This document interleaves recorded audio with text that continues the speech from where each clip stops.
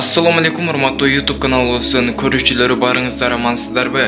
Hindustime gazetine шилтеме берүү менен биздин канал Индияда болуп жаткан нөшөрлүү жаандан улам сел жүргөндүгүн аныктап, биздин кыргыз тилине которуп, ушул каналыбызга жүктөп турган чагыбыз.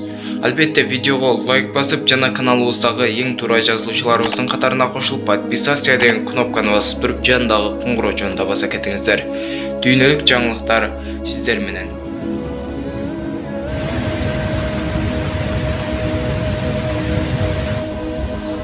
Алдын ала маалыматтар боюнча жума күндөн бери Индиянын Керала штатынын бир нече районунда нөшөрлөп жааган жамгырдан улам 12 адам каза болуп, дагы 18 адам дайынсыз жоголгон.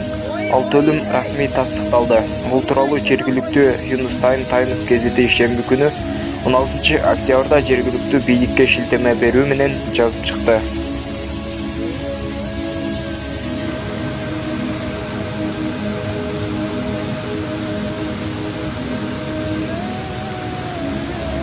വേറെ ബിൽഡിംഗ് ഒക്കെ ഉണ്ടായിരുന്നു, അതെല്ലാം പോയി. ഇപ്പോഴത്തേക്കും വെള്ളം വന്നോണ്ടിരിക്കുക.